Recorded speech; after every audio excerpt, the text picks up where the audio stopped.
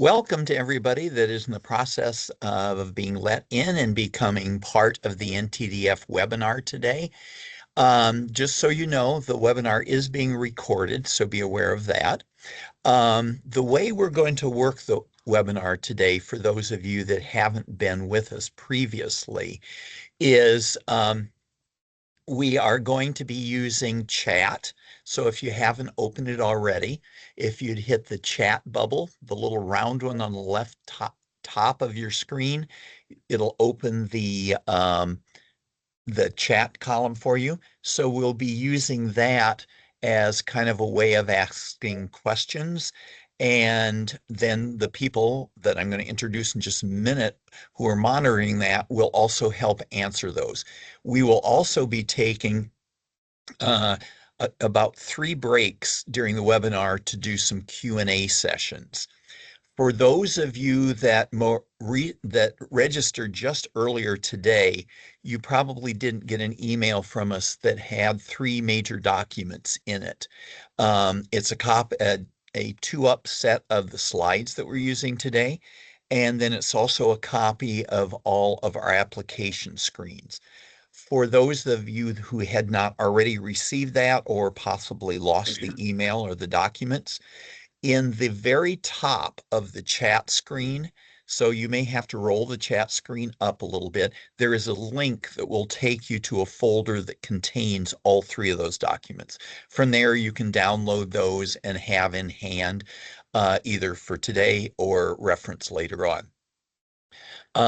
2 fabulous people are assisting me today on this. If they turn on their cameras and say hi, Sarah Wagner will be assisting. She's the manager of grants for the neighborhood group. And Fred Wickham is the mice without whom I would not survive in the job of managing NTDF, is the NTDF coordinator for us. So they will be on chat with you today. So those are the 2 faces of the people that will be answering your questions kind of online. So as a whole, don't use the raise your hand. Just go ahead and put your questions in the chat area.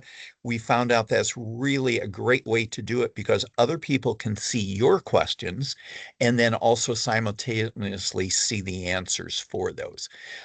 As we work through the slides today and work through the session, we I can got it, but thank you so much. Sarah, your mic is still there. You go. Thank you. We can then you can take your notes, and then if you get your questions answered, then we will also then have, like we said, the break. So if there are a lot of questions around one particular issue, we'll make sure we take more time to address those during the break. Now, for a lot of you who are parts of either neighborhood associations or other nonprofits, one thing to be aware of, there are actually 2 neighborhoods grant cycles running right now. NTDF, the one that we're presenting right now, and then also the Neighborhood Empowerment Grant cycle is currently open.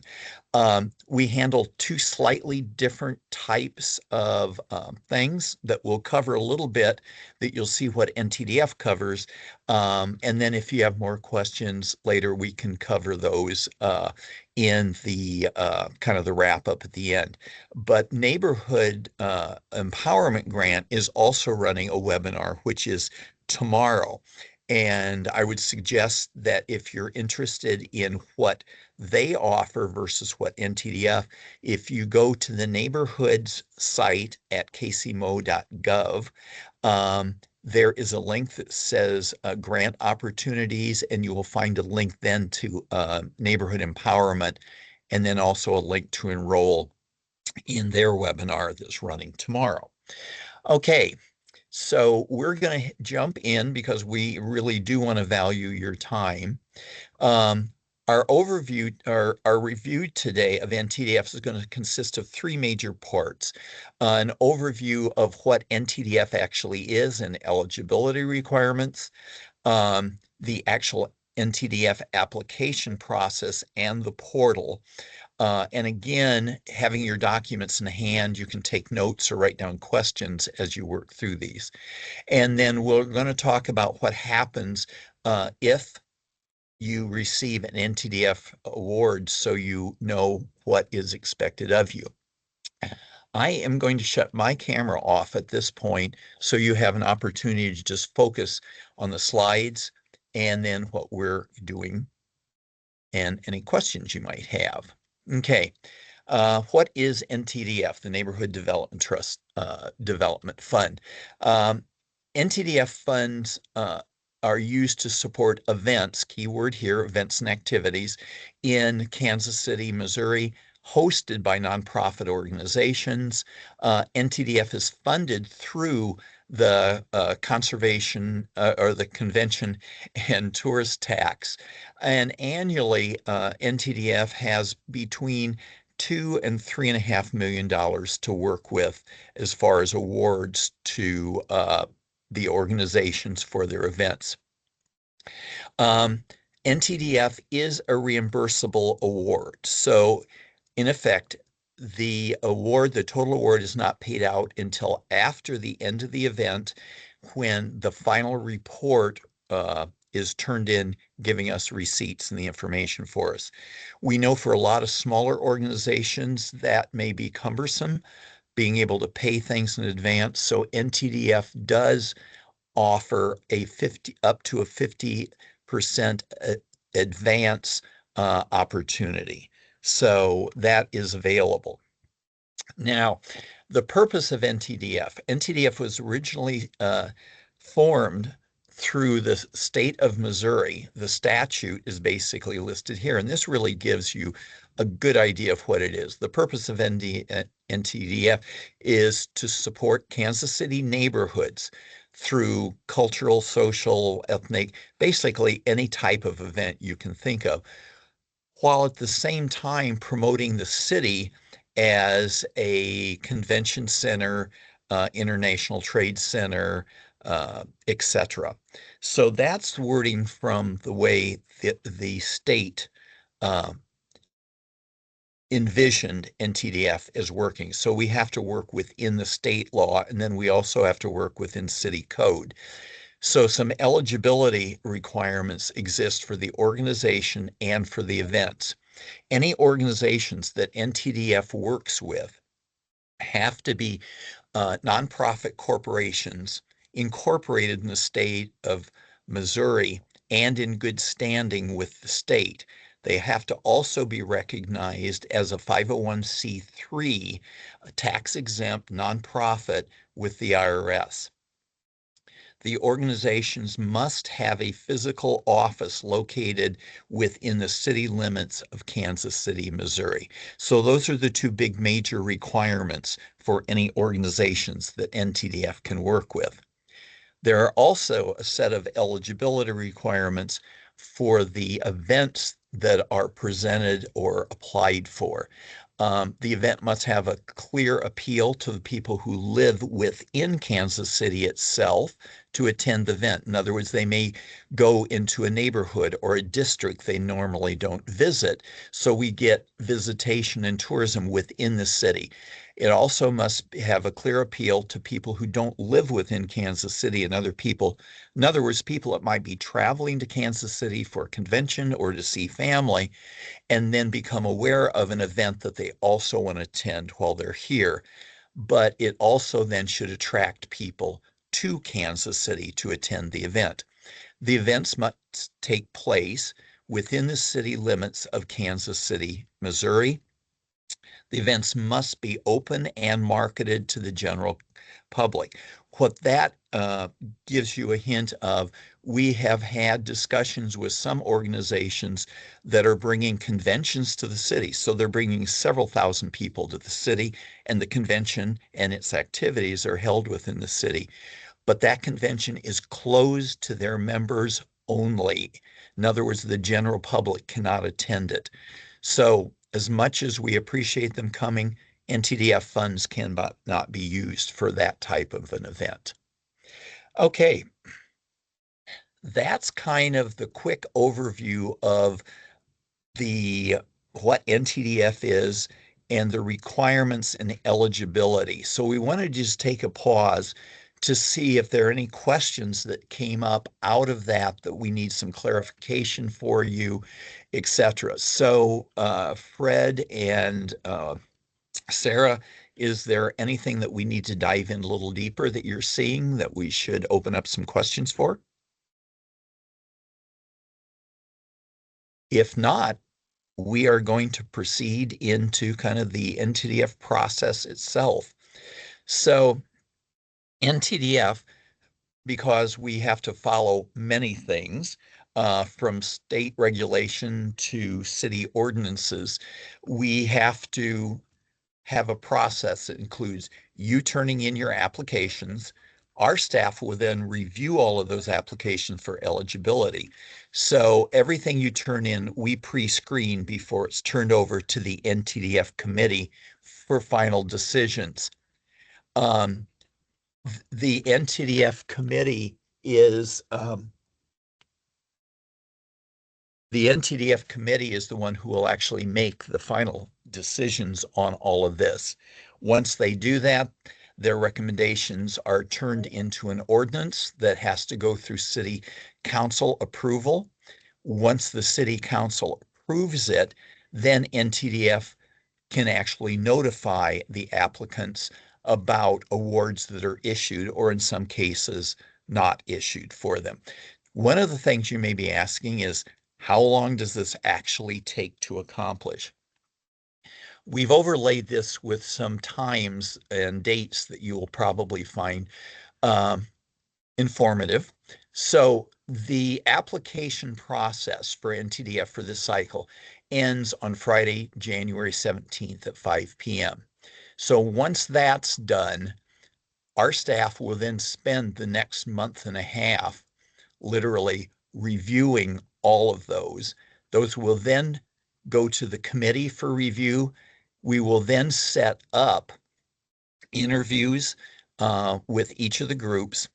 And then when the committee makes its final decision, then we have to put that forward. So if you look at all these dates, what will happen is you will complete your applications in mid-January.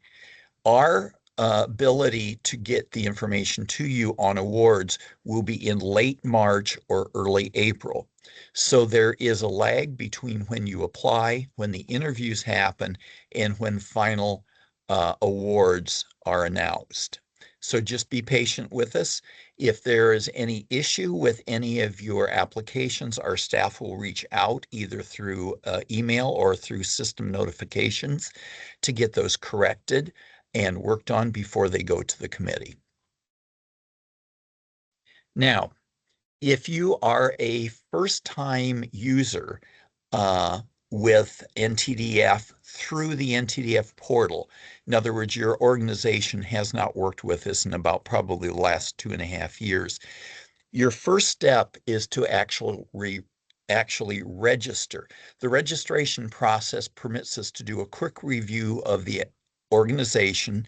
In other words, like we've talked before, are you incorporated as a nonprofit within the state of Missouri? Are you within the Kansas City? And are you recognized by the IRS as a tax-exempt nonprofit organization? So you will actually go to the NTDF site. You can get to these through links within the NTDF pages at kcmo.gov/NTDF. On our application page, there are two links. One is for anybody who is new and needs to register the first time. Secondly, are people who will actually um, are already registered with us and just need to sign into their accounts. One of the things you will see at the top of this page is there are toggles where you can switch back and forth between logging in and registration. So if you happen to use the wrong link from our pages, don't worry about it. You can click registration and you can go to the registration page. It is a simple one-page document. That's all the information you fill out. Once you have filled it out, you will press submit at the bottom of the page.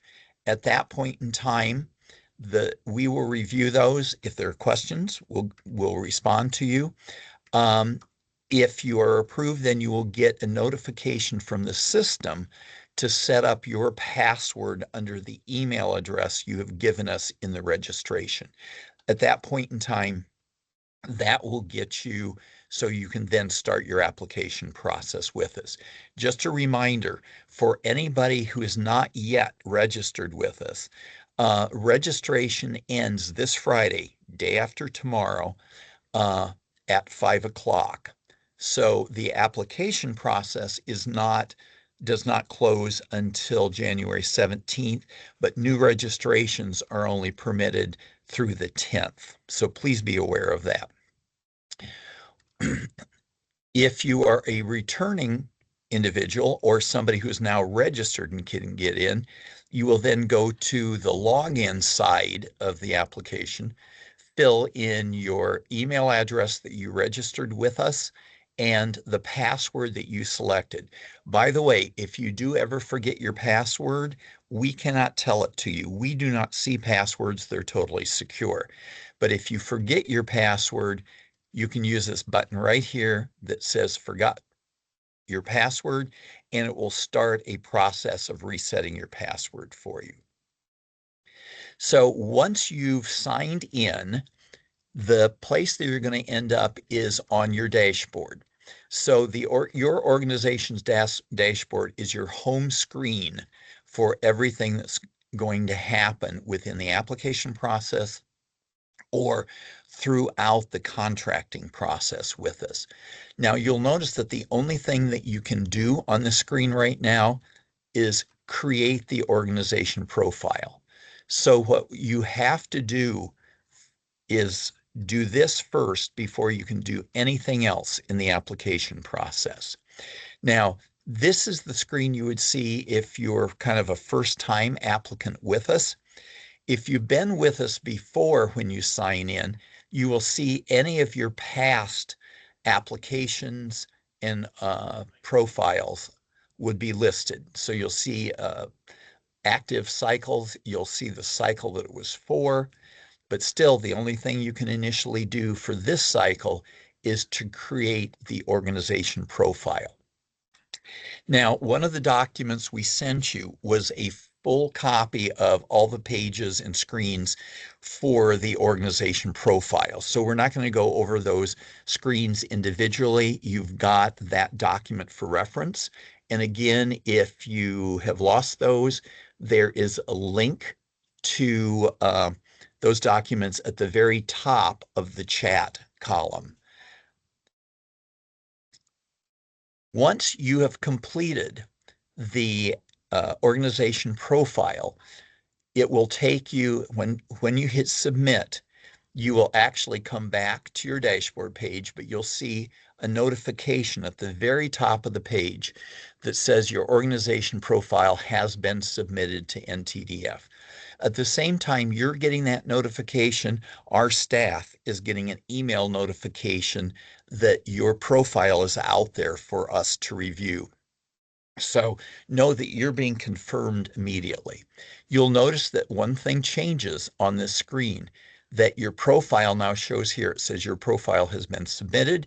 If you want to review it, you can click on the word profile and it will take you into not an edit version, but a view version so you can see what you have submitted. The next thing that you can now do is create an event. This is your second part of what you can do to create your full application with us. We need actually two things. We need your profile that you have, according to this screen, just created, submitted to us, and then you can go in and start doing your event application. Once you press that button, you would go to a screen. If you've been with us before, it would show you your previous existing events. And then it would also have this button that says create a new event application.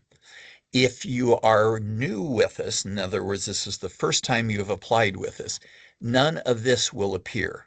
That only appears for people who've been through the cycle with us previously. For uh, anybody who's creating one the first time, you would select this button and it would take you into the event application screens. Again, a copy of those were sent to you, so you can actually use those to kind of pre-plan your application. So the first time you go in, you're not surprised by what the questions are and the information that you need to provide. If you've been with us previously, you have the advantage of this. So, for example, if you had an event in a prior year that was like your annual huge neighborhood get together uh, for the city to celebrate whatever it is, and you're going to do it again this year because it's an annual event. So you'd done the 2025 one before, you're going to do the 2026 one this year. What you could do is click on copy to create an event. And when you go into the application, it will have pre-populated with the information from the prior version of it. So you can edit it and then add the things that couldn't be copied over, like dates. Dates would no longer be appropriate from the prior event to go into the new one. So you can go in and fill out all the new information you need or edit the existing. It's a little quicker way to put an event application in if you've done it previously. If you're creating a brand new one, you've never done the event before, even if you've got these as options, you would still use a create new event that would open a blank application for you.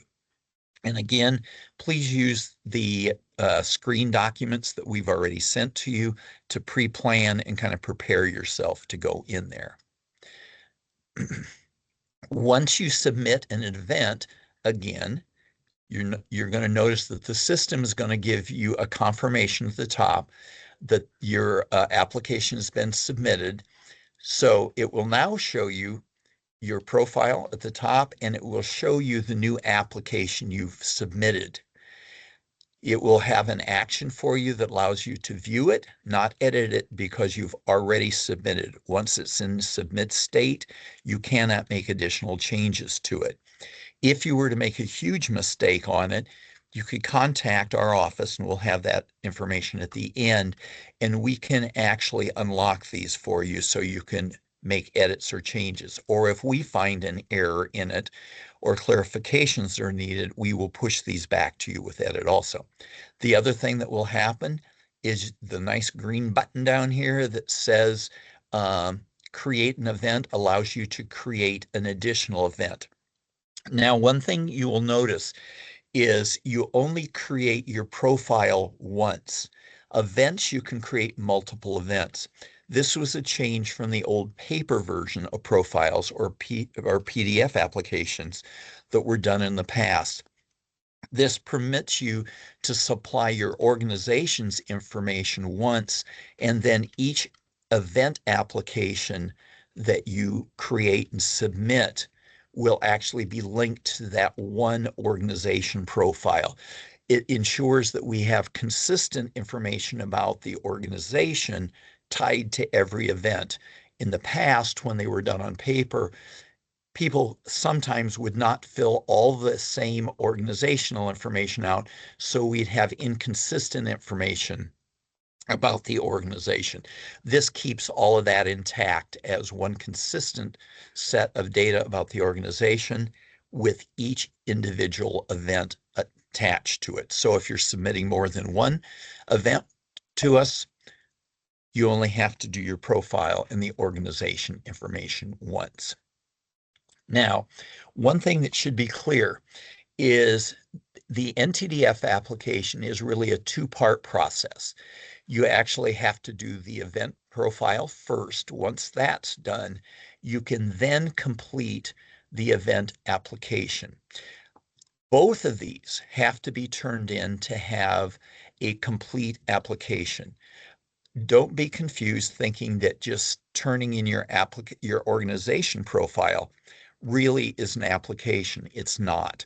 The applications are actually at the event level, and then they tie to the profile. So you have to consider complete both of these to have a complete application in with NTDF.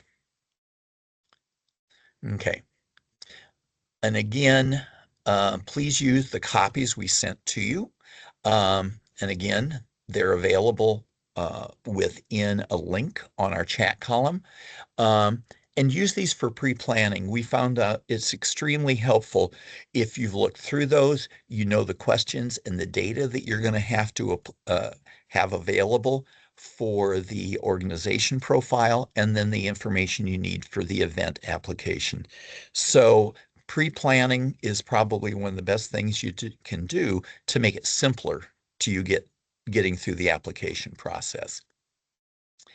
Now, one thing we want to do is cover some basic navigation. We're not going to go through these in screen detail, but just the basics of navigating the NTDF system. So we use an example here um, of a page from an event application, and there's some consistent things you will always see on these pages. There will be tabs across the top. And if you have a copy of either in front of you right now, the documents we sent you for the organization profile and for the event applications, you will see on each one of those pages the tabs that work across the top. So this will show you that you're on the general tab first, and then at the bottom of the page, you will have two options. As you fill the information out on the page, at the bottom, you can either save and exit. So all your data will be saved, and then you can come back in and continue editing it. Or you can do save and continue. When you press the continue button, it's going to save your data for that page. And at the top of the page, you're going to see that the tab moves forward to the next section. At the very top of the page, is going to give you a confirmation that your in-process application data has been saved. One of the things we wanted the system to do is constantly confirm your information has been saved or submitted, so you know that you're not losing any data. Once you move to a second tab, you'll notice you got an additional button that comes up on the bottom of the page. This would allow you to save the page you're on and move back to the previous page. So whether you're doing the event application that this screen was taken from, or you're doing your profile setup, this navigation is consistent across all pages. So again, one of the things we wanted to have the system do is that your navigation capability is consistent as you're working through the application process. Now, there's some additional navigation that's within the screens, not at the top or bottom of the page, that we just want you to be aware of.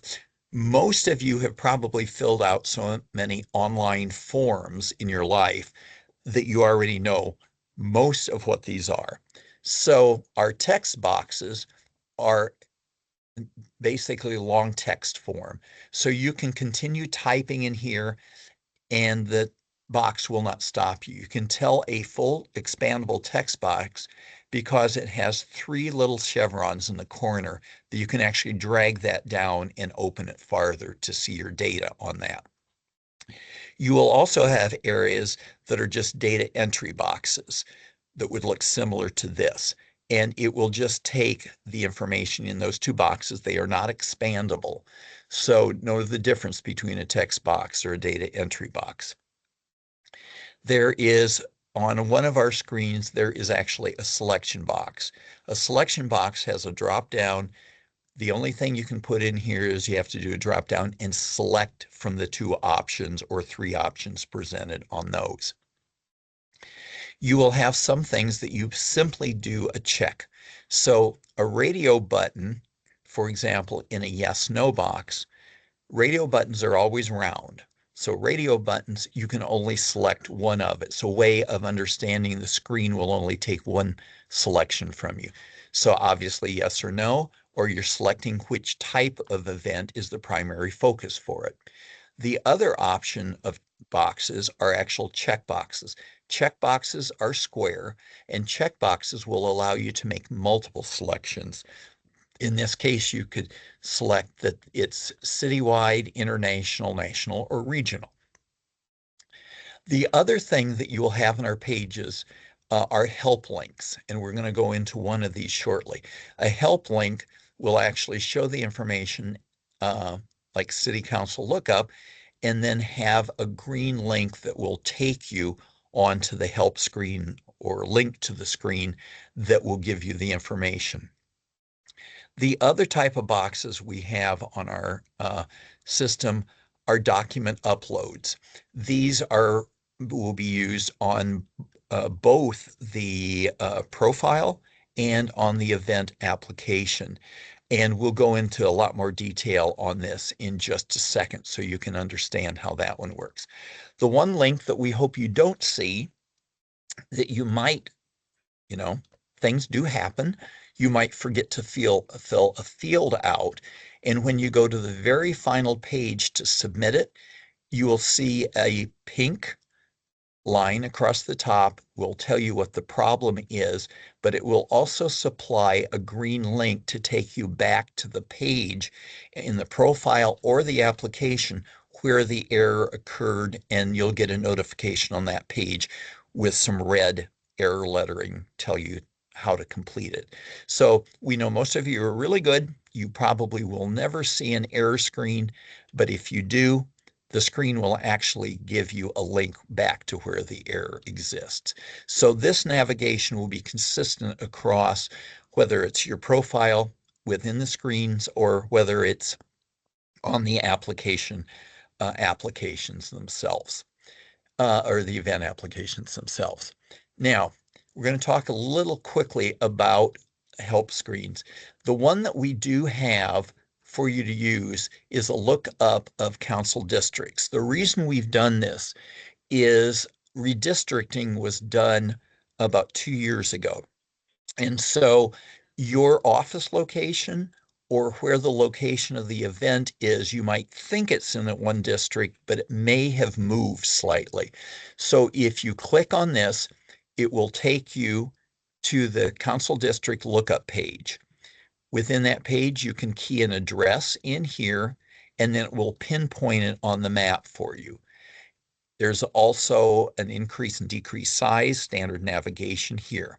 Now, what may happen is when you get done with this page, depending on how your browser works, your browser may give you a back button to take you back to the application that you were in or the profile you were in. Or if it creates an entirely new tab, you'll just click the tab for the edit tab for the profile or for the event application. So this is just to help you look it up here. Please take advantage of it. So we actually take the we get the correct council districts because we do a lot of data on how many applications and how many events take place in which districts across the city. The other thing we want to take a quick look at are the event or the document uploads.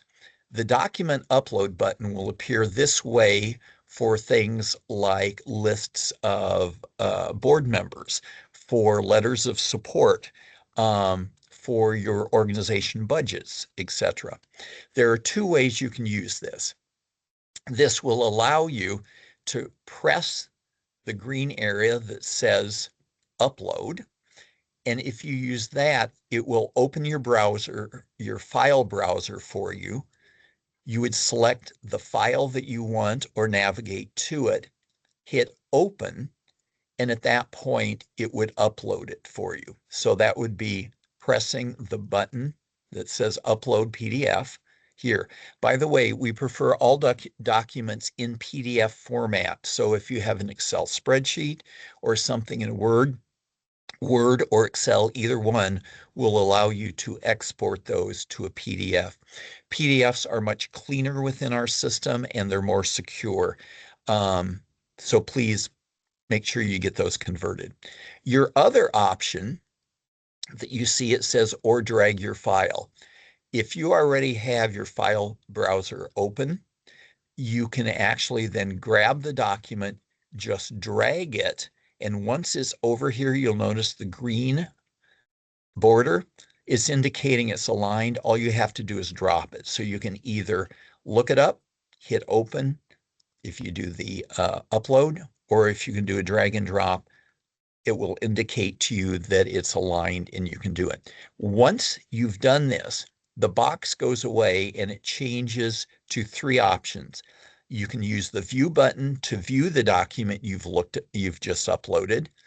If you, for some reason, have lost your document and we have a copy on our portal, you can actually download it so you can have a copy locally. If perchance you look up your document and you say, my gosh, I added the wrong document here, that wasn't the one I intended, you have the option to remove it. Once you hit remove, this box will reappear and then you can get the correct document to save. This is consistent. The upload documents work consistently across all screens. So, a little bit about heads up for some things on applications. Uh, the budgets being requested for the organization profile, these are the budgets for the entire organization. So think of it as your operating budget for the organization. That's what we're requesting for the organizational budgets. This is not the budget for just the application. There's a separate budget you will fill out for the event because we know if your organization does a lot of other raising for your overall ongoing work in the community, your budget will be much larger for the organization than the individual plan budget for the actual event application. So um, keep in mind this should be a complete budget with all revenue and all expenses listed for the organization as a whole. And again, the council district, we had mentioned this previously, there was some redistricting done in 2023. So if unsure, please look those up. In other words, when in doubt, do look it up. So then on the event application, the event location is where the actual event will take place. Please include both the name of the venue and the address of the venue. And again, make sure that the council district for that is correct. Now, if the event is going to be at multiple locations, and this would be, for example, we have some arts groups that do concerts, and that series of concerts are going to be in various locations. Uh, list all of the locations, and then also you'll have more space within the event description to give us more detail about that. Event dates. Most of these will be a one-line entry. In other words, it's a 1 day or the event is just 2 days across a weekend. If it runs from multiple dates, this would be like concert series. In other words, something that you could purchase like a series ticket for, and within your ticket, then you got individual tickets for each one of the various concerts. So it would be the date of those. We're going to look at an example of those in just a minute. The event budget itself is the planned budget for your event, and it will already be pre-populated. We're going to show you that screen in a moment. But the amount that you're requesting for the event is going to pre-populate as the first line in your budget. So this is for the planned budget for the event. Um, for the budget, we're looking for the entire plan budget for the event, not just what you're planning to do with NTDF funding. So it's a complete budget. And then you should actually, and this is a recommendation for you, and an Excel spreadsheet is probably one of the best things to do it. a lot of organizations need to have their budgets approved before they have their event through their boards. So you probably already have a copy of the planned budget for the event. Um, have that done before you start your application. We're going to look at the screen in a minute and you'll realize you probably need that done and in hand before you start going into the actual application. Now, we're going to take a quick look at event dates. So we mentioned a single day event. That would be something like this. It starts and ends on the same date. The other option is multiple date events. In other words, this would be for a concert series with 4 concerts. So this would be the date of the first concert, the date of the second concert. So these would be the way I think of these is I'm a season ticket holder for the Kansas City Symphony, and I have 7 concerts within my series. So I would see the ability to, for this event, would be for each one of the concert series within the overall season ticket holder group. So very much for concerts, for dance performances, for theater performances. Now, the way you can get the extra ones is in the date area, you'll see a button that says add another date. That would add another line so you could continue adding dates as needed. If you make an error on a date, you have the ability to either edit it or to delete it and then start over. So if you have questions on how should I list my event, I'm confused. I don't know if this should really be a series or it should be just a single event within it. Please feel free to contact our staff here and we can help walk you through that. Okay, the budget section. We wanted to go through this quickly because you've got copies of it. The issue is how it works for you. Within the revenue section, like we spoke before, this is all the revenue. This first line will pre-populate for you to show the amount that you've requested in the application. So whatever you put in as the requested amount will pre-populate. It will say award and it will pre-populate it on the NTDF column. If you have other revenue, so for example, you have a concession stand and you're projecting you're going to get an amount from it, or you've got merchandise you're selling at the event, or you have other sponsors, list those here and those would all go under the other column. So the only thing for NTDF would be the award that you're seeking on here.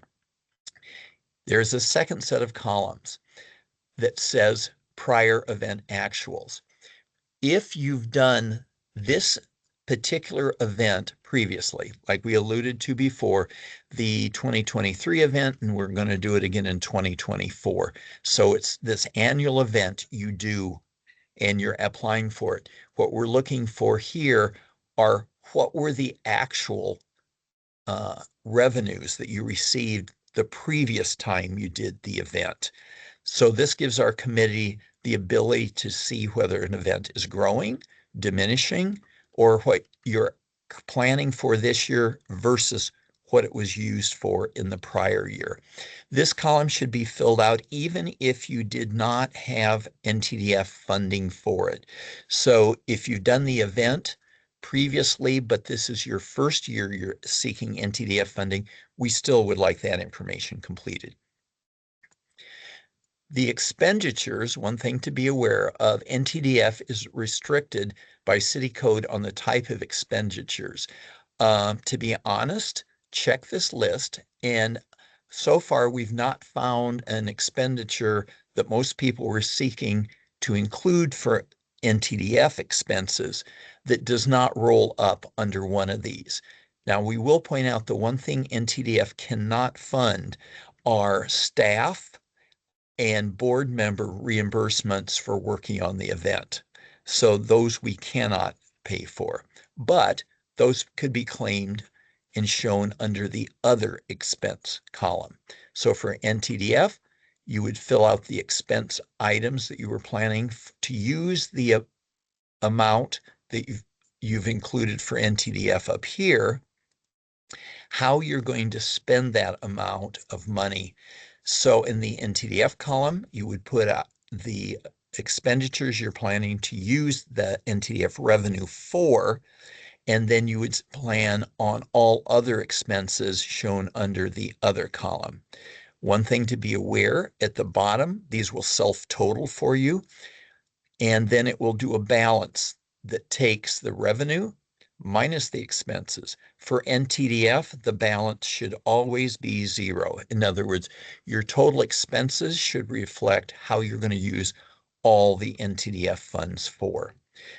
In the other column, this can be plus or minus. Whether you're possibly gaining some money or losing, that can be a plus or minus number down here in the balance. The NTDF column must be zero. If it's not and it's turned in that way, our staff will contact you for a correction on that. So that was a quick run through the process and overall navigation. And we do want to take kind of a little pause to see if there are any questions that came in that we need to address at this point. So Sarah and Fred, anything that we need to pull forward and have some clarifying questions for? Yes. Steve, we just had one come through. Should we use these categories? We You're had turned one off, come. Fred. There you go. Should we use these categories, not what we currently use for our own budgets, or does it need to align with the categories you outlined? The question is kind of a yes and. Um, if what you're using on your expense budget, you see a clear like connection, a roll up that would connect to one of those expense categories, use your own budget item, that's fine. What the expenditure categories is a higher level. So for example, one of the things on our expense category says entertainment, but your budget item may say speaker fee or artist's fees. So that would roll up into entertainment. So use your budget items if you see a clear alignment to our expense overall high level categories. If you don't see an alignment between your categories and our expense categories, you might want to rethink the way you're titling it, or you might want to rethink the expense itself. And again, if you run into really deep questions on that, feel free to contact our staff. Okay, any others? Okay, and we'll have some time for additional Q&A, like we said, through the chat, and we're going to take an additional kind of Q&A at the end. What we wanted to do then is spend some time to give you some clarity on if an award is granted, what is expected of you as an organization. So we're going to give you the highest level on this. We have a separate class we do that's called You've Got an Award, What Comes Next, or What Do I Do? That would be a little bit more detail than this one will go into, but things that you need to understand. If you are not already, you will need to become a supplier for the city. Without an organization set up as a supplier, we can't make contracts and we can't make payments. So that will have to be done. And that's a process that is handled by our procurement department. You must upload sets of documents that are needed for us to do contracting. We're going to talk about those documents in a minute. And then we're going to talk about the importance of timing, because some of what our contracting process does is dependent on how fast you get items to us. And then we're going to talk about a PO or a purchase order contract. This will be generated once all of this is completed. Now, the documents that are required for organizations for us to contract with, for all awards, no matter what size of the award it is, we have to have your certificate of good standing from the Secretary of State's office. The good news about this one, you will have to submit that along with your organization profile. So we already have that one on file, so it will already carry forward for you. We will need a copy of your certificate of insurance. We're going to talk about that in just a moment, a little bit more detail. And then an updated copy of the W-9. The version we need is the IRS did update the W-9 in 2024. We need the 2024 version, not the older 2018 version. For awards that are $5,000 or more, organizations need to also supply an E-Verify MOU, in other words, the Memorandum of Understanding from E-Verify, which is part of Homeland Security, and then also an employee eligibility affidavit. Okay. Now, some of you are going, this sounds like stuff that deals with employment. We do not have employees. Those are required for all organizations, whether they have employees or not. And we're looking at W-9 employees. In that case, in other words, full-time paid staff. Certificates of insurance. I'm not going to go through this in detail. You have a copy of it, but you have to have a commercial general liability. The limits are stated up here. Workman's compensation, and then commercial auto liability.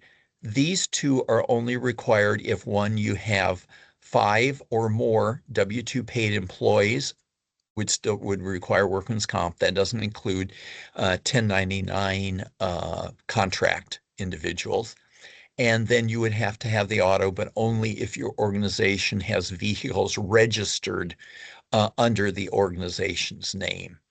The one thing that we do require on all insurance, the city of Kansas City, and this is the actual wording with the address, so between the quote marks, must be listed as an additional insured on the policy. Your broker or your insurance agent will totally understand what that means.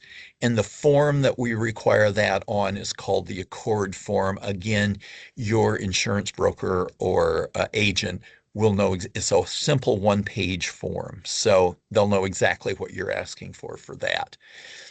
The E-Verify MOU, again, required for all $5,000 and more. Some of your organizations may already have that.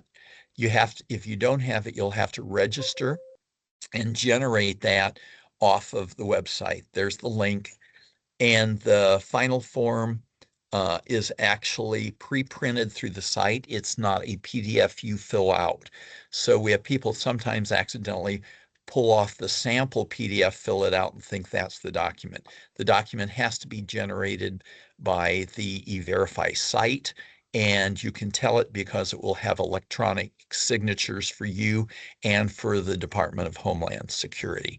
And again, whether you have employees or not, that is still required on any contracts for awards of $5,000 or more. And again, the city has their own form that you can download on the portal site. It will be with the documents you would do. You will fill that one out, notarize it, and then upload that to us. Now, why importance of timing? Those documents have to all be uploaded before we can start the contract process. Until we have those, we can't start contracting. And the impact would be contracts really should be in place before the date of the event. So especially your events that are early in the fiscal cycle, events taking place in May, which is the beginning of our fiscal cycle. If you remember, we won't know who's getting those awards until late March or early April. So for some of those early events, we're really dependent on you working quickly with us so we can get these put together. Okay, potential issues. sometimes organizations don't have year-round insurance, especially smaller organizations, that they just carry event insurance, which is just for the days of the event. Um, a lot of suppliers don't like to issue the policy to you, so you don't have a copy of it until a week before. That's too close for us to get contracts in place. What you can usually do is reach out to your insurer, and they can give you a copy of the policy and the accord form that would have just the dates of the events on it, but they can issue that form usually earlier. If you have a problem with that, please uh, feel free to contact our staff. We've kind of worked through this with organizations before, and we know that you can, in most cases, get them, but we can counsel you on that if necessary. Okay. Um, we actually, like mentioned before, we do post-award training. Um, so anybody who has gotten an award, they will also get invitation to this training class that will go into this in much more detail. It'll talk about the screens, how the documents are uploaded, submitted to us on that. So that's what would happen if and when awards are granted. Now, if we mention kind of getting a hold of us, if you have questions, this is the contact information for our office. For emails, we request that you send it to the ntdf@kcmo.org email address, and then you can copy either Fred or I on us if you need to get a hold of us directly. These are our direct lines to both of our offices. So this page will give you all the contact information you need for us. And we're going to take time for a final Q&A. That's been a lot of information in the last 55 minutes. So if there's some additional questions you have, we're going to take time for those. And I know Sarah has some information she also wants to share with us.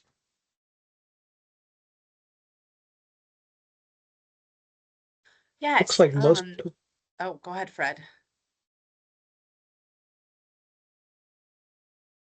So it looks like most of our questions got answered in Q&A or in the chat in Q&A. What I do want to leave you with on any questions, and this would not be unusual, that 20 minutes from now, you're going to think, oh my gosh, I should have asked this. Please feel free to send those questions to either Fred or I, and we'll address them for you. So um, it's we're always open for questions. We did I just see. get one. If an audience is regional, coming from outside of KCMO, but within the Kansas City region, would that satisfy the tourism requirements? Yes, it would. There are some smaller events that are very much like that. We kind of raised the issue earlier that a neighborhood event may happen that really draws people just from across the city, or maybe just from the counties around us. That does address the tourism. We have to kind of think that NTDF is a both and. It's about neighborhoods, but it is also about tourism. Larger events will probably have a bigger focus on tourism. Smaller events, quite often, more of a focus on neighborhoods. So to answer your question, yes. And I think I saw one that popped up that said about neighborhood associations. Yes, neighborhood associations can apply for this, but I'm going to put a large but. Assuming, and here's where we get into some confusion at times. Homes association and neighborhood associations, condo association, are usually by state law nonprofit organizations, but not all of them have fully registered with the Secretary of State office. We've run into that occasionally. And even if they are registered with the Secretary of State, some of them have not taken the time to also create a 501c3 nonprofit with the IRS. So it depends. If the neighborhood association has already done all of those things, yes, we can work with them. We've had some neighborhood associations contact us, and they're fine with the Secretary of State, but they've never set up a 501c3 with the IRS. So NTDF does require both of those. If you have any questions or not sure, give us a call. We can actually look up and double check those for you if you don't know where to look up your own organization with the Secretary of State.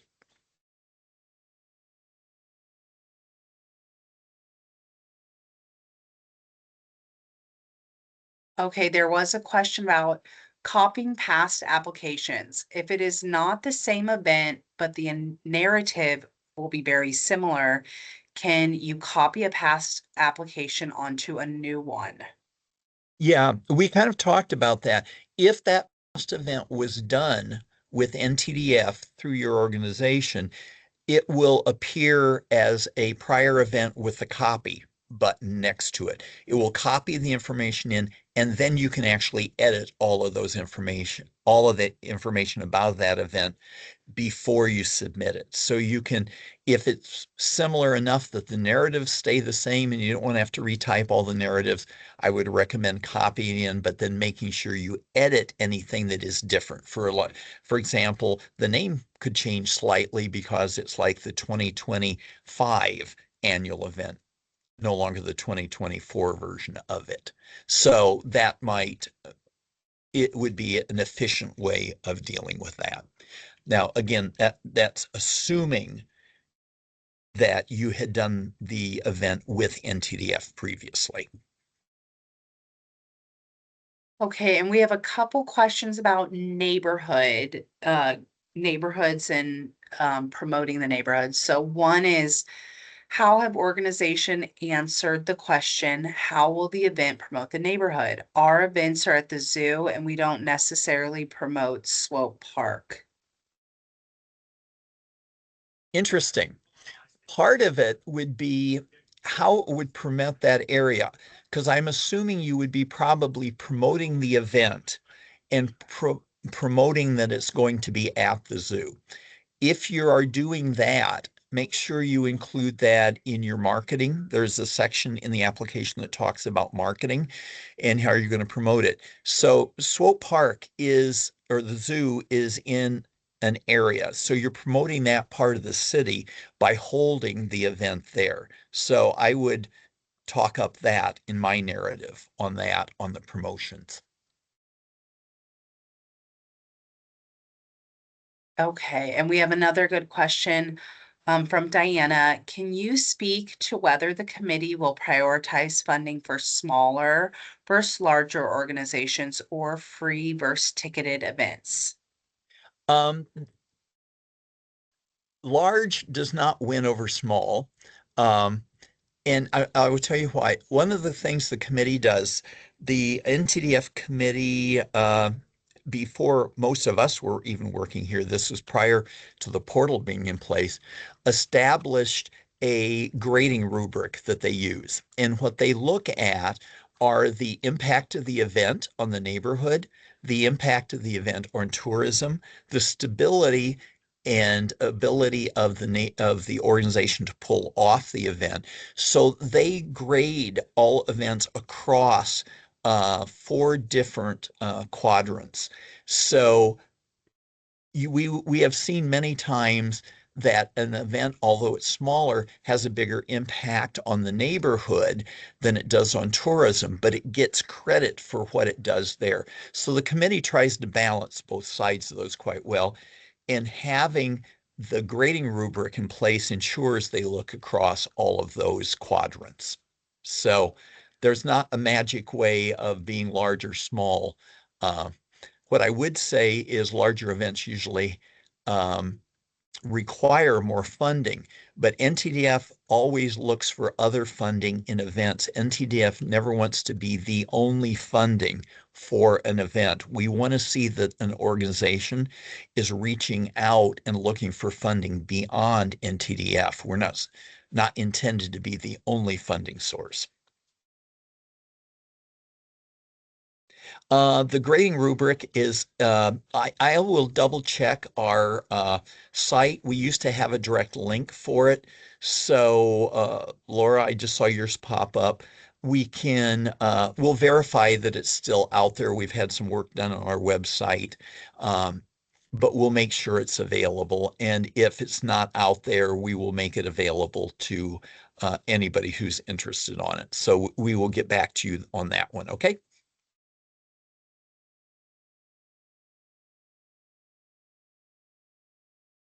Okay. I want to honor everybody's time. I know Sarah had some additional information she wanted to share with you also. Yes, so the Neighborhood Services Department is hosting a summit event for one of our other grants, the Rebuild Kansas City Grant Program. And on January 22nd, we are hosting a networking expo as part of the event. So that will be in the afternoon of January 22nd from 2 to 4 p.m. at the Kansas City Convention Center.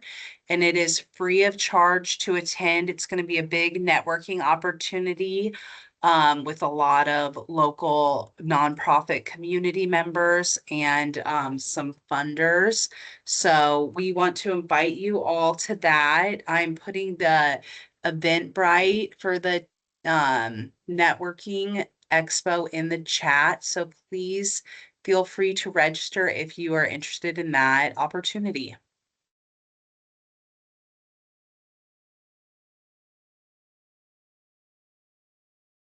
I just saw a question pop up about do we consider partially funding? Actually, our goal is to be a partial funder of events. And then the other funding could come from either other grant organizations. Um, we have some that the state's arts organizations help cover. But there are other funding sources like either ticket sales, other donors, um, etc. So we love to see organizations that are finding other funding sources, and then we can work as kind of part of an overall group. So yes, partial funding is what we look to do in most cases. Okay.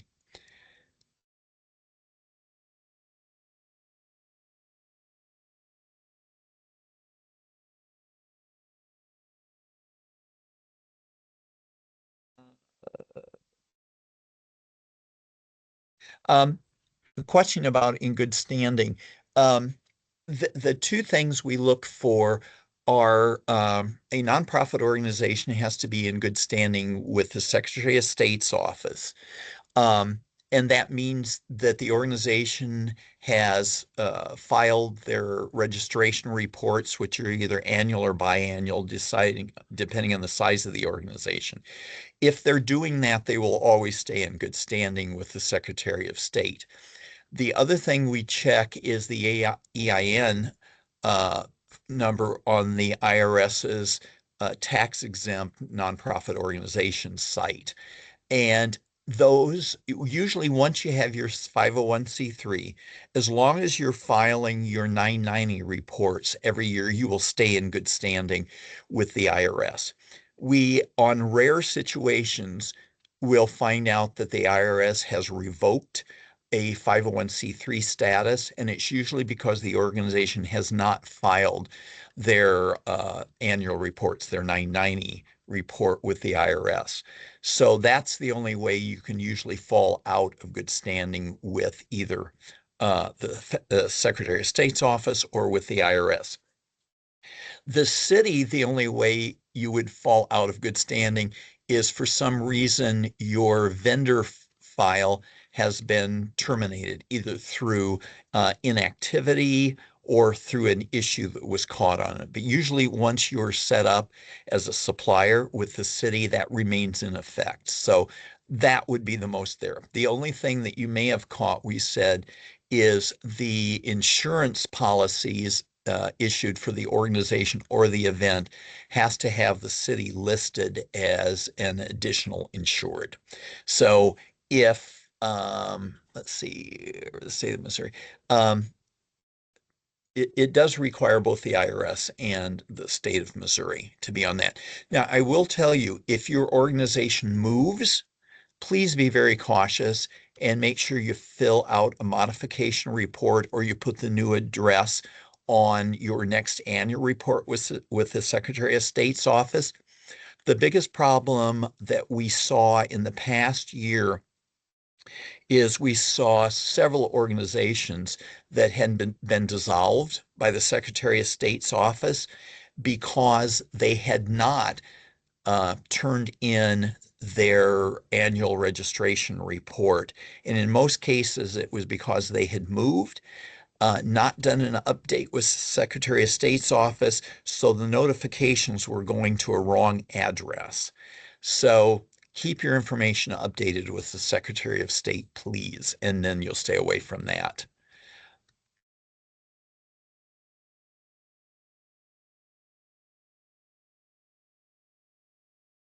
Um, I just saw a question about some more information. You may need to call us and talk that through. Yeah, I think that's someone who Fred has been working with. So, Stephanie, we'll get back to you on that question. Okay.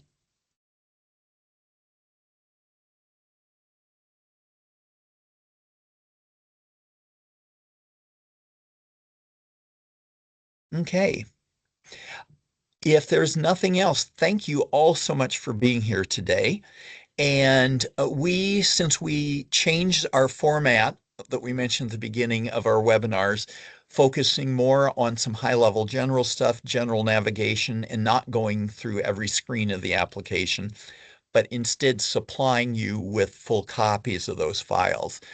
We've been sending out a survey after these to get your input to see, do you like the new format, how things are working? So look for that survey in the next 2 or 3 days. So thank you so much. Please stay warm, stay safe, and we're glad you could all make it today. Thank you so much.